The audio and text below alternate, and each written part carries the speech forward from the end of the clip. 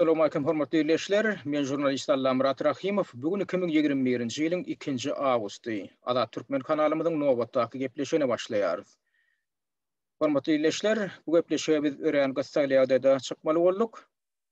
Bilşiňiz ýaly, hemen biziň mundan ozal aglan edişimiz ýaly, dekdüň 1-nji awgustda Türkiýanyň Istanbul şäherinde ýerleşýän Türkmenistanyň konsullugynyň öňünde yürüyüşe bir protest şähereti planlaşdyrylypdy. Şo şäherede Türkiýede ýerleşýän iş alyp barýan Türkistan Islam Birligi adly bir hökümete degişli bolmadyk bir garaşsyz gurnamagyna ýola goýulmaly. Şo arada şu gurama yürüyüşe Istanbul şäheriniň şäher häkimliginiň yürüyüşe edarasyndan, yürüyüşe bölüminden ruhsatam ally. Bu arada bize de maglumat gelip goşdy. Şolar ýaly şäherden geçirilmek üçin yürüýçer barıp ýanky kagaz görnüşinde ruhsat almaklygyň gerek zerurlugy ýok. Hem Türkiýanyň kanuny boýunça edil şolar ýaly kanunlar Ýewropa ýurtlaryna da ene şu günwatar ýurtlaryna da hereket edýär. Ýagny haýsy bir gurama öz üstüne jogapkärçiligi alyp şol degişli edara ýututan ýagdaýynda şol diňe duýdurmak, şolaryň diňe duýdurmak ýeterlik bolmaly. Buňa şu duýdurmak arkaly geçirilýän şäher diýilýär. Ene şu gurnamagyny mundan 2 hepde töre ozal Owganystanyň Türkiýede ýerleşýän, Istanbul şäherinde ýerleşýän ilçihanatynyň öňünde de köpçüliklerin demonstrasiýa protest şähereti geçirildi. Şonda da näme edildi? Biziň şol Owganystanyň Türkmen ýerleşlenmedi. Biziň hem Türkmenistany watandaşlarymyzyň hem käbirleriniň gatnaşmagyna şu Owganystanda ýitirim edilen, ýagny uğurlanyp gaçylan 9 ýaşly bir çağajagyň ýygyna enatasına goşurulmagy üçin çağırış etdiler. Hem şonu ýadgardylar şu wakany. Indi şu protest şäheretine Türkiýanyň polisiýa bölüm tarapyndan hem hukuklyk gullugynyň işgärleri tarapyndan hiç ýyly päýatgelçilik şonu döredilmedi. Ýöne näme üçindir bu gedek indi Türkmenistanyň konsullugynyň öňünde ýene şu gurnamagyny, edem şu gurnamagyny ruhsat alyp gurnamagyny geçirilen miting şäheretine näme üçindir Türkiýanyň polisiýa gulluklary, polisiýa işgärleri päýatgelçilik berdiler. Ýene edil ýene de şu geçen ýyl bolýar, geçen ýylyň iýul aýynda Türkiýanyň polisiýasy biziň aktivistlerimiziň ruhsat alman geçirenliklerini bahanalap dargydypdylar. Ýadyňyzda bolsa 19-njy iýul wakasynda. Ýöne bu gedek kanuny görä ruhsat alındy. Şu ruhsat almak üçin hem diňe şol ýerli häkimiýetiň degişli bölümle ýututýan, olaryň bolýa siziň şo görkenen ýeriňizde ýanky geçirmeňizde bizi garşy däl. Ýa şoň özi ýeterlik. Indi bular edil şol 16-da bellenişi ýaly biziň aktivistlerimiz diýin şo konsullugyň binasynyň töwereklerine ýygnanyp başladylar. Bolýan edil şo wagt polisiýa işgärleri eýem öňünden taýin bolup durupdyrlar. Tebe şo taýda birinciden konsullugyň daşynda ýürüýte goraw gullugy bar. Polisiýanyň ýürüýte bir bellenen adamlary bar. Olar eýem häzir bolup taýýar bolup durupdyrlar. Tebe konsulluk eýem olara duýdurupdyr. Ondan konsulluk o taýda bu üstesine de, o taýda polisiýa işgärleri birdur, üstesine de ýene de konsulluk geçenki ede gedişi ýaly ýürüýte Türkiýede özen gullugy, ýagny özen hyzmaty ýa-da özen gullugy diýip bir gulluk bar. O gulluk hususy edara degişli hukuklyga jogap berýän, ýöne hususy firma ýürüýte hyzmat edýän bir gulluk. Ola gullugyň hyzmatyndan islendik edarada islendik adamyň peýdalanyp bilýär. Siz özüňiziň hukuklygyňyzy düşünejek bolsaňyz şolara tölegini, muzduny töleýäňiz bolar. Olar gelip siziň jaýyňyzdan gorap bilýär. Olar gelip siziň edaraňyzdan gorap bilýär. Bir hususy hukuklyk goraw şäheretini goraw hyzmatyny hödürleýän bir gurama. Şo özen gullugynyň işgärlerini bular çağırıpdyr. Ýanky konsulluk. Bular näme diýipdir? Inha biziň konsullugymyza terrorist hüjüm ediljekdi barada bize maglumat gelip goşdy. Şoň üçin haýdan haý gelin de biziň edaramyzy goraň diýip olara ýalan sözle, ýalan maglumat berýärler. Bularam güpürdeşip gelýärler, awtobus bolup tutuş. 60 bizdäki maglumatga görä 60'tan gowrak işgär gelipdir. Ýani şol hususy gowra gullugynyň işgärleri gelipdirler, ofiserleriň ýol başçylygyna. Bularam gelip ýene üstesine o polisiýalara bu tagy ýa ýerrak baran biziň aktivistlerimiň bir toporuny alyp gitdiler. Soraga ýa-ni bilen ýene üýşüp başlan aktivistlerimiň ýa-ni şo öden gullugy diýilýän gullugyň işgärleri dargatdylar. Inni şoň üçin ýa-ni baran biziň aktivistlerimiz ýerrakda şo ýa-ni konsul idarasynyň binasyndan has taşrakda durup ýagdaýy ögrünip başlaýarlar bolýan. Inni bu bilen hem şäklenen oklar, bular ýa-ni konsullugyň haramzadalary, ýa-ni provokasiýa gurnamakda. Bular näme edipdirler? Şol Türkiýede ýa-ni Istanbulda işleyen karga idaralary var. O karga idaralaryň şol ilçihanaň ýa-da konsullugyň öz ýa-ni himayaty bolmadan olar işläp bilen oklar. Bular şo birege ýapjy bolup, birege tölemelje muzlaryny çöläp, galplyk edip, galp ýollar bilen fewda edip, şular ýaly garanky fewda işleri bilen meşgullanyp ýören haramzadalar, egirlik edip ýören adamlar. Bularam şol egirligi näme diýär? Şo ilçihanaň hem de konsullugyň himayaty aslynda diýär.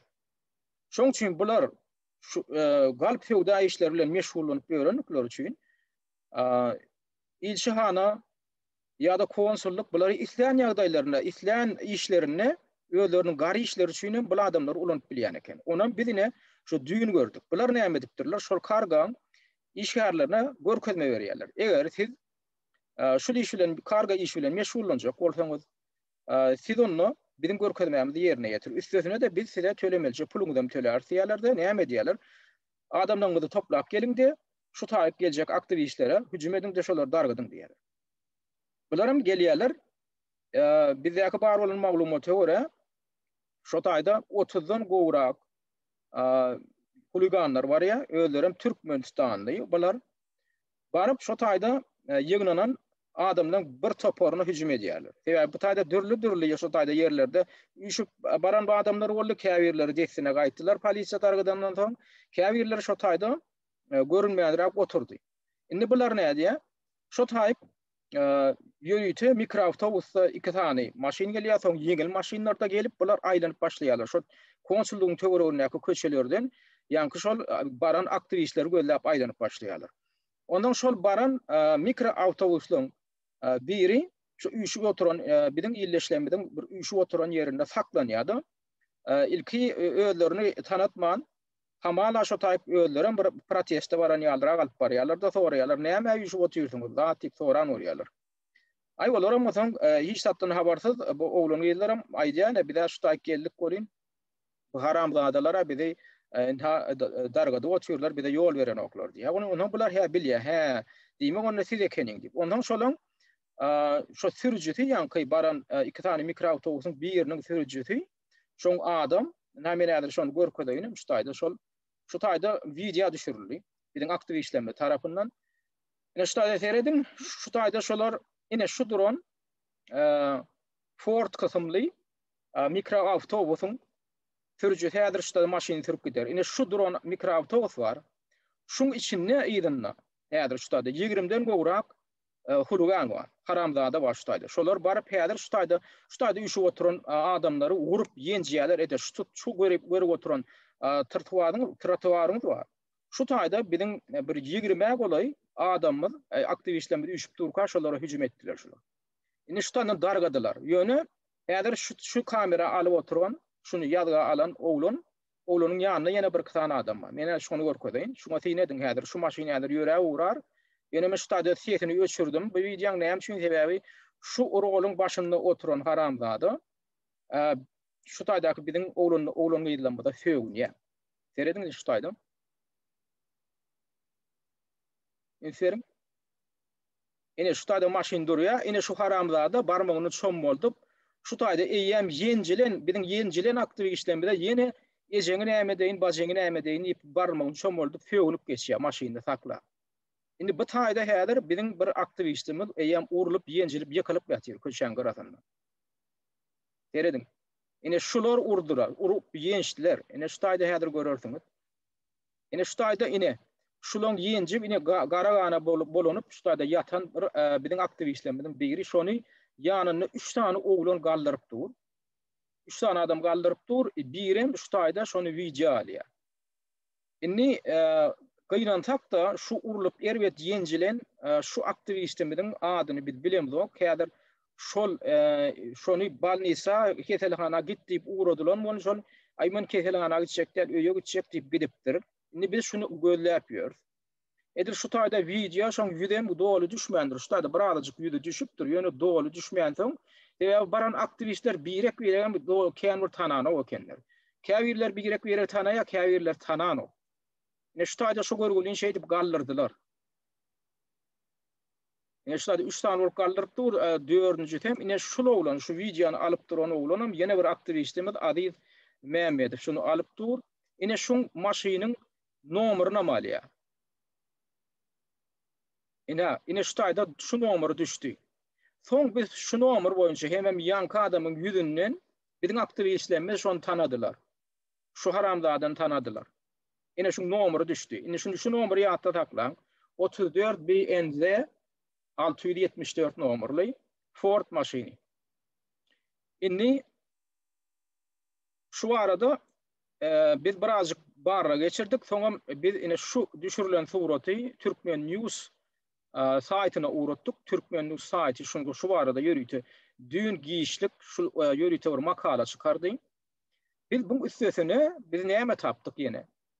Şol oğlan ýanky haýwat atan hemem ýanky biziň aktivistlerimize hüjüm eden oğlan özüni reklam edipdi ýan ýakynda.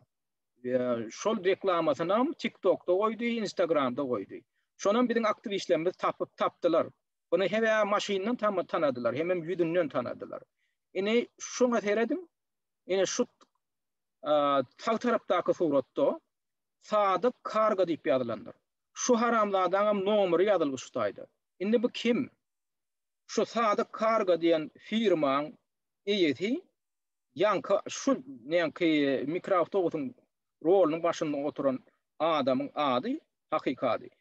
Şirali Sadykow. Ödem Türkmen awatly. Dewapdan.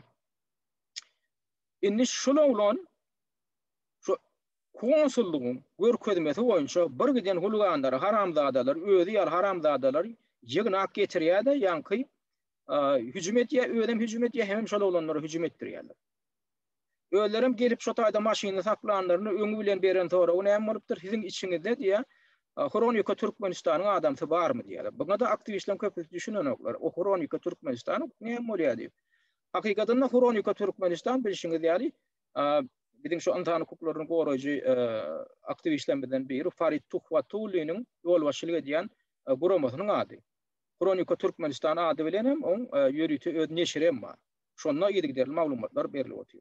Bulara ýanky konsullugyň haramzada diplomatlar bulara görkezme beripdir. Şu taýp geljek aktivistleriň içinde Kronika Türkmenistanyň hem ýörüti bir adamsy bar, şol maglumat toplamak üçin gelipdir. Öňü bilen şonu tapyňda şonu ýenjiň diýerler. Ýöne näme düşünür bilen ýanky urwy ýastygyna ýanky bir biýüne bir aktivist düşdi. Olam näme üçin? Şu taýda şol ilşana bize ýol berenok geçirmäge näme diýip ilşana töwünýär bolyn. Şeýlemi diýerler de onuň şoňa hüjüm edip başlaýarlar. Indi bile berilen maglumata görä şu ýankyň ýanyna duran oglanyň maglumaty. Üstesine bunu gorajak bolup toplanan oglanyň 2-3 tane ýenjiýärler, galanlary biziň aktivistlerimiň galanlary şol biz bir günä galaýmaly bu taýda bular bilen garpyşsak birem häzir ýygnap türmäge dämesinler diýip şol uruşa sebäp bolmajak bolup gaçyp gidýärler o taýdan. Ýöne şu taýda galan beýleki 2-3 tane oglanyň bular ýenjiýärler. Sebäbi bilen sany köp bolanda. Indi bu taýda näme hil bolýar ýagdaý?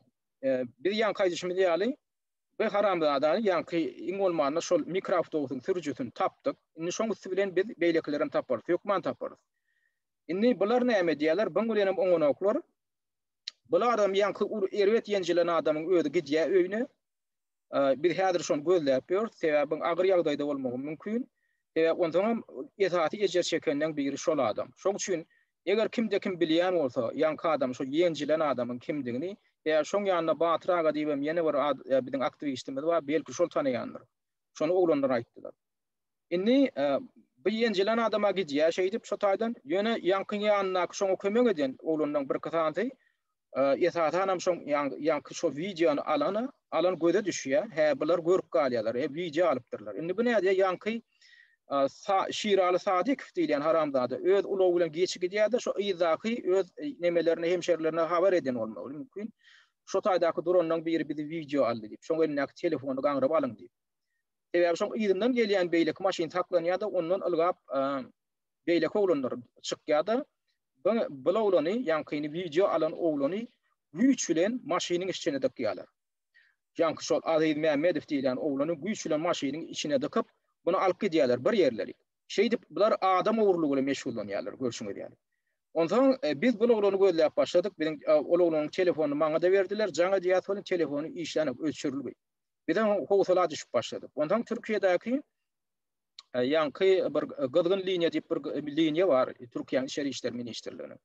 Biziň adamlarymyz şoňa jaň etdiler-de, şuňaly biziň aktivistimiň bir kysanyny ogurrak kaçdylar diýip. Näme üçin bir kysany sebäbi diňe bolaglanlar, diňe adyda alyp kaçmadylar bular. Ýanky bu haramzada ýanky Şiraly Sadyk diýilen oglan intiak şo taý hüjüm etmäkä, şo konsullugyň ýanyna gelýärkä, ýoluň gurasy bilen barýan başga bir aktivistimiz Farhat Durdiýew allyk ýoly bilen öz maşynyna salýar. Farhat Bulan yüzünden tanımasına tanıya da Türkmen'den bir yerdiğini biliyor da sizem mitinge var ya mı deyip soruyor. Oğlum havva deyip yalan söylüyor yankı. Olmasa hücum etmeye var ya o aktivistlere. Ondan yankıyın ağırlık yol bilen gel maşine minniye bile var diye şol yankı konsulluğun yanına bile gidiyor da şol anırdan aralıkta bir 300-400 metre aralıkta geliyor ka şonu maşine mindirip alıp geliyor da uloğunu ya yankı konsulluğun idarasının daşyanına saklanıp konsulluğun idarasının arka tarafındaki deri gödeden maşinini yankı konsulluğun teritoriyasına salıyor. O taýda da ýemünden habar edipdir, konsulluğun 2 tane diplomaty garaşyp dur eken. Barabam, şonu elin tawşyrýarlar. Yankı Farhady, elin yankı ilçehanaň işgärlerine, konsulluğun işgärlerini tawşyrýarlar, alýarlar da gaýdýarlar. Soňam gaýdanlaryna soňam beýlek aktivistlere hüjüm edýärler. Seredin bu taýda bular näme diýär? Adam uğurlugy bilen meşgullanýarlar. Konsulluğun işgärleri bulawlany yankı Farhady süýräp konsulluğun jaýyna salýarlar. Jaýyň içinde ýene de bir giden adamlar garaşyp otur ekenler. Bular üýşüp bunu depge alyp başlaýarlar. Indi şo bolan wakany gelin şol Farhat Durdiýewiň öz dilinden eşiteliň sebäbi o taýda soň Farhady yankı yerli polisiýa işgärleriniň biri barıp şu ofisierlerin biri var palat edýär. Olmasa Farhadyň Türkmenistana uğradylmagy mümkin. O Farhadyň ol saglygynyň nähili o taýda boljakdygy, okwalynyň nähili boljakdygy belli däl. Ýöne şo taýda şol yankı baran howpsuzlyk idarasynyň bir ofisieriniň goşuşmagy netijesinde Farhat goýup berilýär. Ýa şu taýda gelin şol Farhadyň şol boşadylandan soň giýjäň bir wagty özüni ketelhana görkezmek üçin baran ýerinden şoň ýoldaşlarynyň biriniň alan videosyny şu taýda beren gurrumda tomaşa edýär. Men şu gün öz hakykymyzy goramak üçin Türkmenistanyň konsullugyna Türkmen raýatlary bilen bardym. Şu taýyk baranymda 2 sany Türkmen oglan, biri Lebanon galgyny etrafyndan, biri de Lebanon garaşsyzlyk etrafyndan. 2 oglan bizem protesta geldik diýip meni alda ýolu bilen Hyundai Elantra maşynynda alyp pasoýstwaň arka gapysynyň saldylar. İçeri girenden soň içeridäki pasolyň işgärleri olan Merdan we 2 sany ýaşlyň eline ine getirdik. Indi näme etseňiz elin diýip goýup gitdiler. Olar içerik salyp kameralary öçürilmegini söylediler. Kameralar öçürilenden soň meni 8 kişi bolup urmana başladylar. 8 kişi bolup urdular. Ben huşumdan gidene kadar urdular. Ondan sonra beni urup bolanlarından soň Aşgabatda telefon etdiler. Aşgabatda jaň edip Aşgabatyň komitetlerine arkadağımızdan ötünç soramağımı mecburladılar. Menem kapahayiş sövdüm. Ötünç soramacağımı söyledim ve yine vurdular. Son sefer vuranlarında dişim dövüldü ve huşumdan gittim. Sonra kendime geldim. Özüme gelip seyretsem dışarıda şoların kapına tutma milisiyalarının başçığı var eken yanımda. O benden emmezatı soradı. Ona emmezatı doğrusunu aydıp verenden son ol pasoystva işgərləriniz kapahayiş sövdü. ve bula olan çıkıp sizi şikayet eder. Hemmengizem gidersiniz deyip dışarıdaki polislere cenlenmesini kovdu ve beni de telefonumu ve cübümdeki $300 pulumu alıptırlar. Çolaklarımı alıp 3. gün gelip telefonumu alıp gidiyen deyip çıkarıp koyverdiler. Çıkaran vaktlarım bana hiç yere şikayet etmeli, arz şikayet etmeli derliğimi ve nirde opozisyoner aktivist var olsa çoların hemmesinin ecesinden yetip papa hayır sövmemi tavşırıp koyverdiler. Çıkıp geldim şu adam yanımızda aktivistlerimiz Dur Sultan Tağanova, Dövran Ağalar, Esko ve yine bir iki tane Türkmen aktivistimizle birlikte Şumat Bahçeli Evler Hastanesi'ne geldik. O yerde de Şumat tomografimizi çektirdik. O doktorlara katı ağır derecede urulandığı ve kapırgan dövülüp dövülmendiğini yine 3 saatten bellisini açacaktığını ayttılar. Şu adam oturuyor. Otursam turup bilemem, otursam oturup bilemem. Sağ olun. Ina görüşüňi diýäli. Şol Farhat Durdyýew öz dili bilen gurrun berip otur özüň näme denliklerini. Şo taýda ýankyň aýdyşy ýaly bunu diýip galýarlar. Üstesine de ýankyň aýdyşy ýaly näme diýerler? Diýip galyp durkalar bana ya Türkmenistanyň içinden mehemeden Milli Howpsuzlyk Ministrliginiň işgärlerinden biri jaň edýär. Konsulluga da tebalara habar edipdirler. İnha biz şu Farhat diýilýän haramzadan tuttuk getirdik, ine biz ýenjip durdyp. Ondan şu ýanky ofisiýerleň biri aňyrdan jaň edýärdi. Şol arkadadan ötünç soru diýär. Biziň arkadagymyzdan ötünç soru sen dil ýetirdiň çykyş edip diýär TikTokda. Näme üçin bunu ýenjiýärler? Bunu nerden tanadylar? Sebebi edil şu wakan ýany geçen hepde bir näçe gelip Farhat ýüzüni açyp TikTokda çykyş etdi. Türkmenistanyň diktator rejiminiň alyp barýan syýasatyny gönderilen tanqid etdi. Bulara da gaty ýokuş degipdir. Bular hem tanapdyr. He, şo gelýär, şonu getirip şu taýyk salyň diýip eýem görkezme beripdir. Şey diýen bir el injek bulara eline düşdi. Görüşüňi diýäli, şuň ýenjilmegine gatnaşan adamlaryň adyny tanajak bolýan. Bu taýda ýanky şykyşynda aýtmady atlaryny bolýan. Şoňa ýanky Farhadyň ýenjilmegine şu diplomatik edaraň içinde diplomatlar gatnaşýarlar. Türkmenistan diplomatlary olaň familiýalaryny biz bilemiz, onu biz hökman taparys. Şol diplomatlaryň biriniň ady Wepa şol konsullugyň ýalňyş ýany bolsa konsulluk bolmaly. Ondan Pena diýip bir diplomat bar, Merdan diýip bar. Şolaryň üçü hem diplomatik pasportlary götürýän resmi işgärler. Şolar ýanky Farhady dipge almaklyga gatnaşýarlar. Bundan daşary şol konsullugyň içinde TikTok'un üstü bilen hem YouTube'un üstü bilen bilen aktivistlerimize son kuwatlar iýdigi derli hüjüm edip gelýän bir haramzada özüni bloger diýip adlandyrýan Maksat diýip biri var. Maksadyň lakamy TikTok'da ulanýan lakamy Türkiýe. Maksat Türkiýe. Bilýänsiňiz, ýa-ni ýakynda bilen Kiprdaky blogerimiz Murat Razakow şol barada bir tanqidi rolik ýasapdy. Ana şol Maksat Türkiýe diýilýän adam özüni hamala bir garaşda bir öz başdak bir pikirli adam hökmünde ýa-ni biziň aktivistlerimiň işini ýalgarýan bir hökmünde çykyş edip gelýärdi. Ýöne indi bu nähir bolup çykdy şol edir konsullugyň içinde oturan eken. Garaşyp oturan eken şu nemeň Farhadyň barmagyny getirilmegine. Şolan barıp şol ýanky Farhady jepmeklige gatnaşýar, ýençmeklige gatnaşýar. Jemi şo taýda Farhady 8 adam ýençýär. Diplomatik edaraň 3 tane işgäri, ýanky Maksat diýilýän bu haramlada özüni bloger diýip atlandyrýan, bundan daşaram ýene 4 tane adam daşardan gelen şolaň hakyna tutma huliganlary şunu ýençmeklige gatnaşýarlar. Buňa öde näme? Birinciden bu adamy urlamak, uly jenaýatçylyk, adamy güýçden alyp gitmeklik, öz erkine garşy garamazdan. Üstesine de diplomatik edaraň işgärleri şular ýaly jenaýatçylyk bilen meşgullanýarlar. Şol işem adam uğurlamak işem diplomatik edaraň görkezmesi boýunça edilen zat. Biz onu nerden bilýäs? Ýanky alnyp gaçylan ikinji oglan var, Aziz Mämmedow. Onu şäheriň daşyna ekidýärler. Ýanky ulawatalyk. Olaňam içinden bir kitatyny tanaldy. Soňgular näme diýär? Elinden ýanky telefonu gaňryp alýarlar. Ýöne şolar şo telefonu almaka Aziz bize bir kitatyny wideony ýam uğradyp ýetişdi. Ýanky gören video kadryňyz var. Şol Şerali Sadikow diýilýän ýanky haramdadan barmagyny çöm bolup gaýgyryp duran. Şo taýda şonu Aziz alyp bir de dessine uğratdy. Intek telefonu elinden alınmaka şonu bir de uğradyp ýetişdi. Ýene bir kitatyny ýadygy var.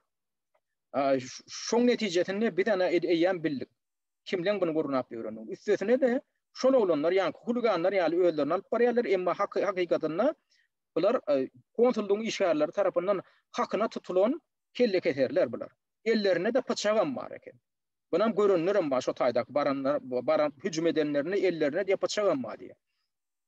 Bular onam bu yankı adydy şäherin gaşyna ekidip yine ýençýärler, yine haýwatat diýerler elinden telefon alıp telefonun gerek bolsa ertir öýlen bararsın konsullukdan alarsın diýip elinden alıp galýarlar. Seredin. Bular konsulluğun işgärleri däl. Bular konsulluğun daşyndan gelip biziň aktivistlerimize hücum edýänler, biziň aktivistlerimizi uğurlap gaçýan adamlar ýöne şu telefonu ertip konsulluğa tapşyrýarlar. Näme üçin? Sebäbi şolar konsulluğun görkezmesi buýrugy boýunça edýärler şu işi. Şu taýda gönden konsulluk Türkmenistanyň Istanbuldagi konsulluğunun işgärleri terror işi bilen meşgullanýarlar. Bu öde terror işi. Indi bu işi bulan eden bu edenetçiligini, jinayetçiligini şu ýerde birini goýmar. Bu öde indi suwda çekilmeli, suwda berilmeli iş. Şoň üçin bir tarapdan häzirini biziň garşydaşlarymyz bar, heşelle kakýandyrlar häzir. Eýem şu waka bolup ýetişmäke düň ünteren bolsaňyz bir katany kanalla madama heşelle kakıp gelýän biziň aktivistlerimiz bir ýerde şowsuzlyga uçurasa, heşelle kakıp oturan öýlerini aktivist diýip atlandyrýan bir katan haramzada bardyr, bilýänsiňiz. Kim gödegine tutýan. Eýem şolar heşelle kakıp näme diýip, ay bir aýtdyga barym. Ay anhasiz urusda dalmandyk. Ay sizden adam oýnap bersiňiz. Ay näme bilýäse diýip öňden görjü bir nemeler hökmünde, danalar hökmünde bir güliler hökmünde çykyş eden bolup aktivistlerimiň üstünden gülýärler. Şu mitin gurnaýjylyň üstünden gülýärler. Bular gynananok ay biziň aktivistlerimiň ana ýagdaýy şeýle bolupdyr. Aýna haramzada konsulluğun işgärleri şey diýip ýörler, kanuny bozup ýörler. Ana Türkiýanyň polisiýasy beýdip kanuny bozup ýör. Ruhsat berilen mitiniň öňüne alyp diýip gaýta gynananok. Ýok, gaýta bular degen ýa. Şoň üçin bilip goýun, şol adamnyň kimiň bäkbüýdi üçin işleýändigine üns beriň. Hiç asanam şolar aktivistlerimiň üstünlüğüne begenýän adamlar däldir. Ýöne nirde biziň aktivistlerimiz şowsuzlyga uçurasa el çarpyp keşelle kakýan adamlardyr. Şoň üçin şu adyň öde eýem näme görkezýär. Biziň içimizde öýlerini aktivist diýip hataplap ýören käbir haramzadalar diktator rejimiň bäkbüýdini aladasynda. Şoňa üns beriň. Ýöne bu taýda ýene bir zatda şu taýda ana ruhsat almandyrlar näme dipdirler diýip atdakşak bolýanlar. Ýalan, ruhsat alynan. Ruhsat almak üçin o taýdan ýürüýte kagyd alyp gaýtmagyň derurlugy ýok. Ýan kaýdyşym ýaly bular dil üstü bilen ruhsat berse ýeterlik. Indi şu taýda häzir ilçana diplomatik edarasynyň diplomatlarynyň eden jinayetçiliginden daşary Türkiýanyň polisiýasy kanuny bolýar. Näde bolýar? O näme üçin şu bir gurama Türkistan Aslan Birligi Owganistanyň ilçihanatynyň öňünde mitin gurnanda hiç kim olar adar bermediler, emma gelip konsulluğun öňüne geçirenlerine näme üçin bular ýygyna aketdiler.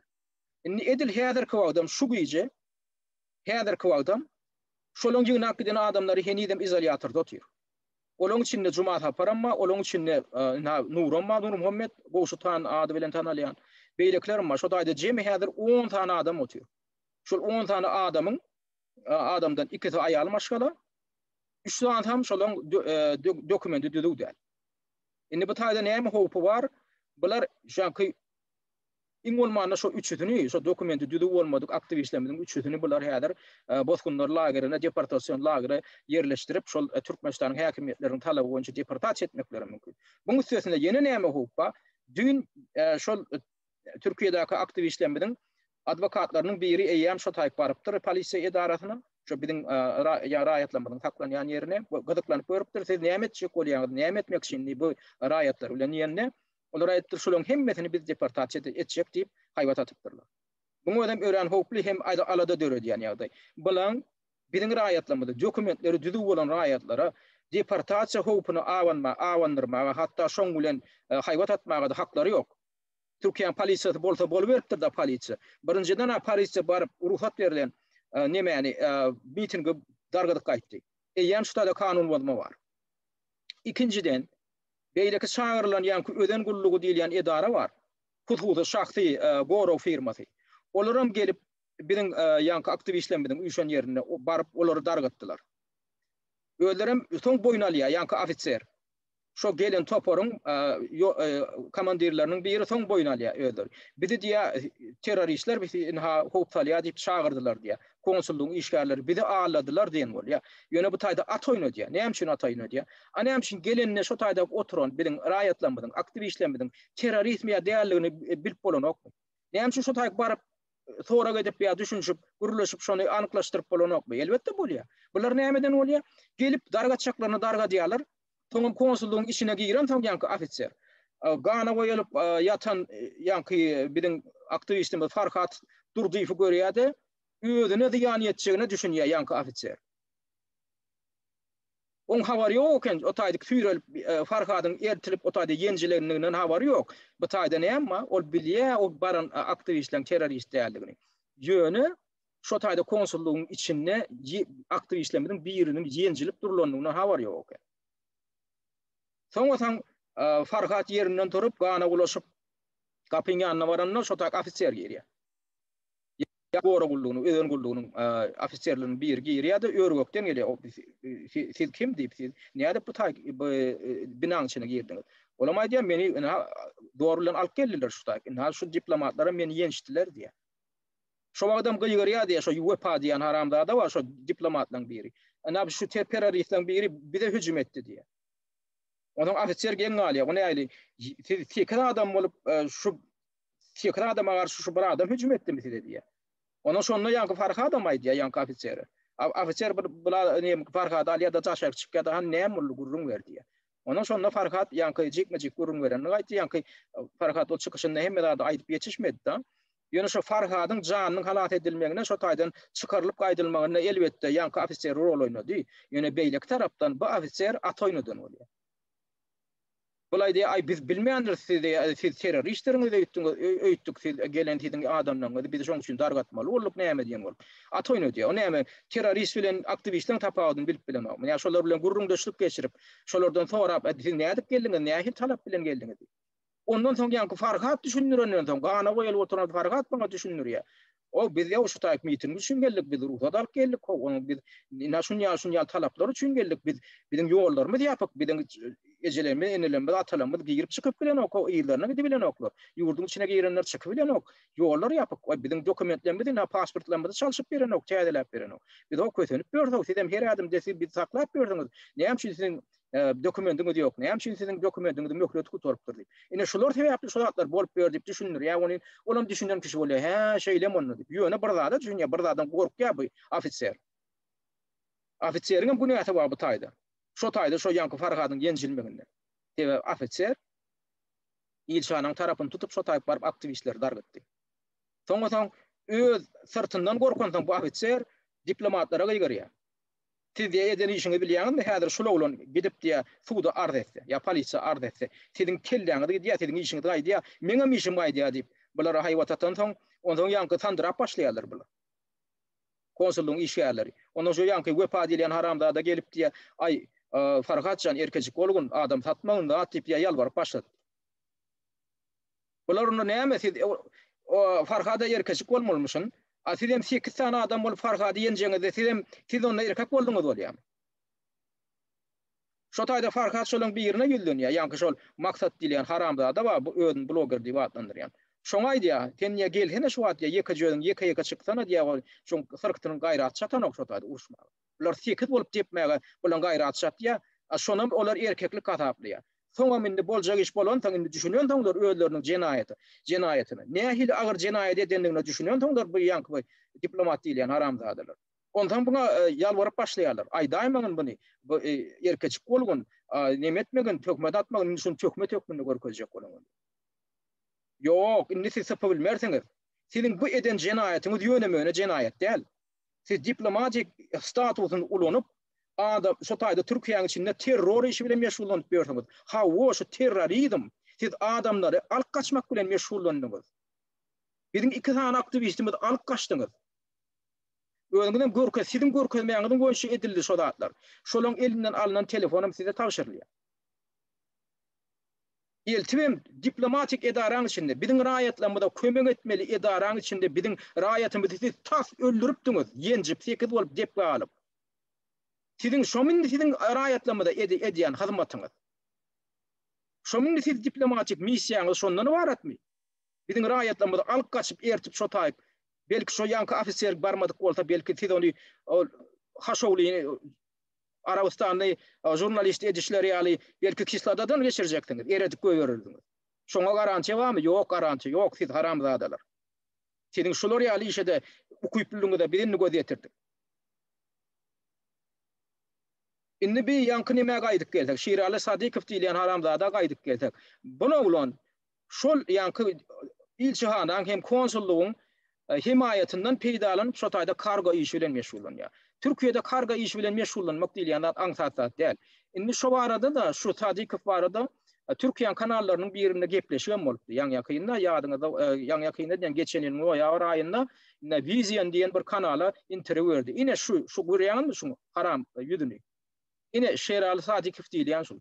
Şunu şu taýdaky türklen bir kanal reklam edip otýar. Ine kargaçy, ine şolar ýaly hyzmat edýär raýatlary diýip. Hyzmatyny indi gördüňizmi? Indi seredin. Bizine şu taýda surata alınan maşyn var, şu videoda ine şu nomeri, şu Ford maşyny. Biz ine şu taýdaky interwýuda da görüp otyrys. Ine bu taýda ine bu haramzadaň ine ýüdüni gördüňiz.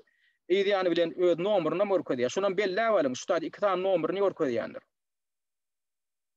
Bu taýda ine 49 nomera daşary ýurtda Germaniýada bilen bir firmasy bar eken. Belli goýun şu taýda şu 49 nomer Germaniýanyň nomeri. Bu nämen reklam edýär? Şu Germaniýada da şu taýda bir garyndaşy bardyr, aýdaýyn.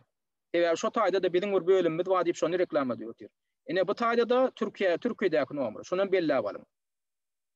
Ýa-da derle salamlaşyp durmagyny şol oglan bilen. Gaýrat ediň de şol oglana meňem salam ýetiriň bolýam, gaýrat ediň adamlar. Menem salam ýetiriň şu haramzada. Indi serediň, şoňa ýandan şu ýene şoň ulanýan maşyndan görkezden bolýar. Ene şu ilata hamala biziň raýatlarymyzda hyzmat edýän ulagym şu. Şu nomeryny serediň. 34 BNZ 674. Inem şu taýdaky nomery serediň. 34 BNZ 674. Ine şu hüjüm eden maşyn şol. Biziň raýatlarymyzda hüjüm etdirmek üçin ine şu taýda bir giden hulugan alyp bardy. Ine şoň içinde haramzadalar otýar, jenaýetçiler. Ine şu maşynam hamala ine raýatlaryň hyzmaty üçin ulanýar. Ýani şonu mine Türkiýe şu kanaly görkezdi. Üstesine ýadyňyzda bolsa Kronika Türkmenistan saýtynda şu ýanky Sadyk Karga diýen ýanky firmaň eýeti ýitirip boldy bir aýlap şonu tapyp bilen oklar diýen bir maglumat ýaýradylar. Ýadyňyzda bolsa şu ýylyň mart aýynda. Fevralyň ahyrynda ýitdi, soň martda peýda boldy. Soňam onu näme bilen düşündiren boldy. Bu belli däl näme şin bunu ýitirmedilenligi. Täze bu taýda olar gaty erwet feudal garanky feudal işleri bilen meşgullanýarlar. Soň peýda bolandan soň hamala ay men diýe ýüklemeň belli bir bölegini Türkmenistana uğradyp bilmedim. Şu arada durýan ýükçü maşyndan ýanky maşynlar aňryk goýbermediler diýen bolup bir hili bahanalar tapan bolup men ýa berip batdym. Şoň üçin wagtlaýynça öz firmamy ýapmaly boldum. Şoň üçin täzeden açdym zat diýen bolup şeýdip delilenlerdi. Ýöne şol bir aralykda ýitirim boldy.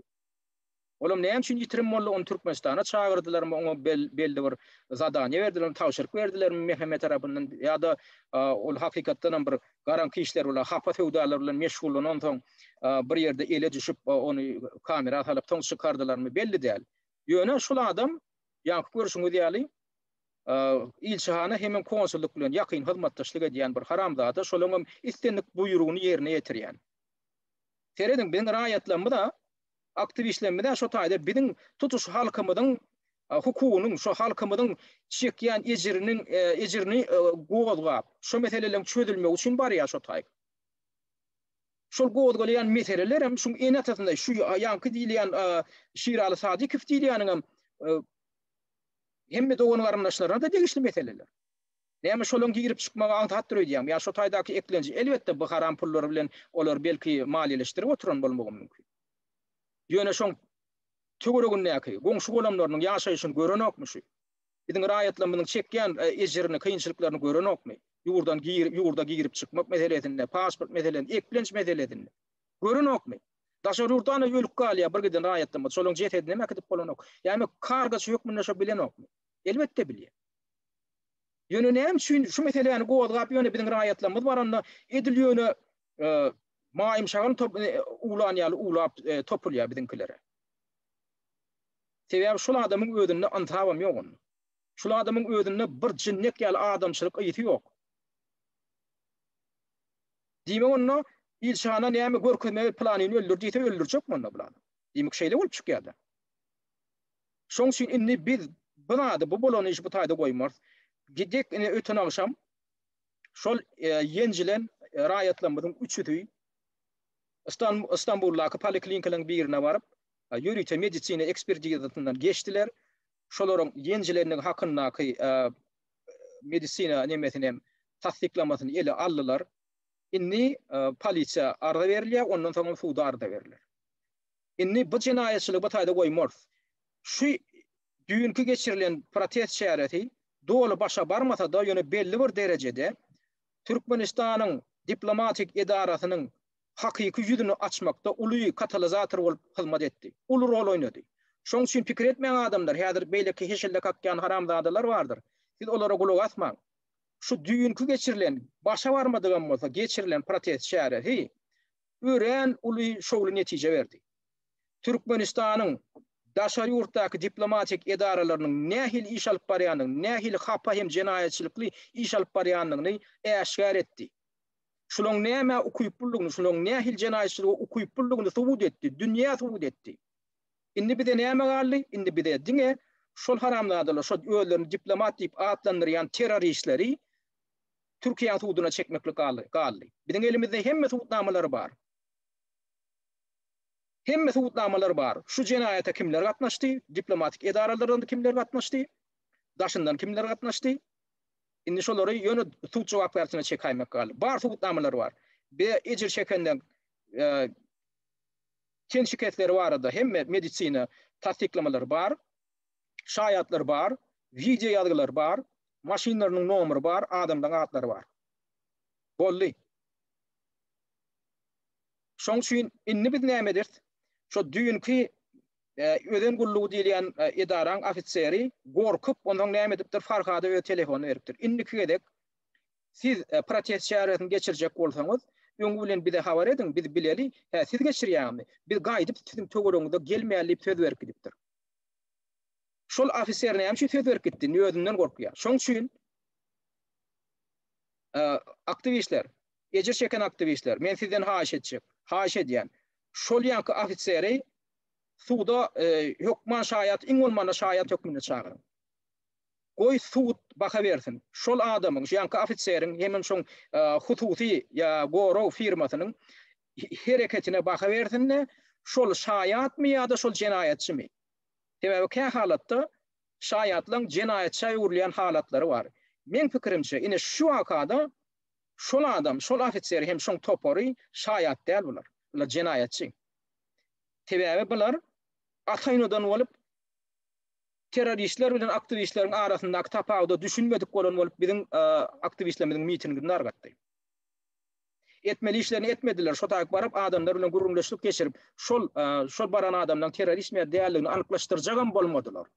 Şeýitmek bilen biler näme gatnaşdylar? Şeýitmek bilen biler konsullugyň terror işine bilelikde gatnaşyjylara öwrüldiler. Şoň üçin gaýrat edinde şol ýanky öden gullugynyň adyny görkezdiň. Ýanky ofiseriň hemme danlary bar, sizde maglumatlary bar, şoň telefon nomery bar, adam bar, familiýa bar. Şonu hökman suwut derňe işine şoň adyny goşuň. Arda bereňizde şolaň hökman ady bolmaly. Geljekde gaýdyp siziň töwereňizde gelmedi ýad etmeli şo haramzadalaram. Şu taýda polisiýa edarasynyň gunahy bar. Olaram siz öz ardaňyzda goşup bilersiňiz. Ýöne öňü bilen ýankylar goşulmaly. Sebäbi her gedek konsulluk şolary çagyrýar. Şoň üçin bu adam ýanky ofiser gorkup Farhada öz kontakt nomerlerini, adyny, familiýasyny berip, geljekde miting geçirjek bolsaňyz hökman bize jaň edin, özüňiz gönden bize habar edin diýen bolupdyr. Indi bu haramdadyr, siziň töwereňize gelmez. Şoň üçin indiki geçiriljek mitinglerde çekinip oturmaň. Indiki geçiriljek mitinglerde siz näme etmeli? Miting geçirilmeden öňürdi ýanky ýal bir ruhsat almaly. Ruhsatyň üstesine siz ýerli polisiýa edarasyna barıp aýtmaly. Biz ine şu günden şu tagatda biz konsullugyň öňünde miting geçirjek. Sizem biziň howpsuzlygymyzy üpçün etmeli, ýerli polisiýa edarasyna ýüz tutmaly. Ana şu taýda biziň aktivistlerimiň ýalňyşy bar. Şolar şonu etmediler.